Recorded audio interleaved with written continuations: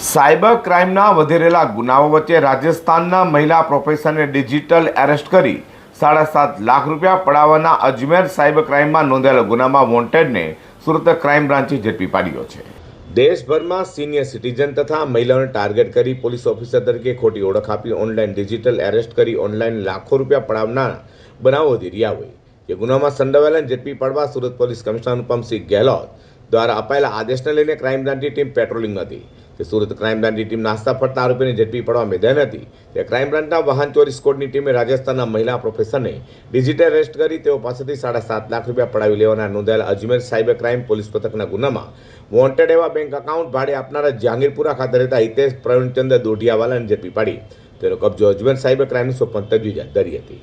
તો ઝડપેલા આરોપીના બેંક એકાઉન્ટમાં દેશભરના અલગ અલગ રાજ્યોમાંથી 7 જેટલી ફરિયાદ નોંધાઈ છે। તેના એકાઉન્ટમાં 48,78,000 રૂપિયા આવ્યા હોય જેમાં આરોપીને 3% એટલે કે 62,900 રૂપિયા કમિશન પેટે મળી હોવાની કબૂલાત કરી છે।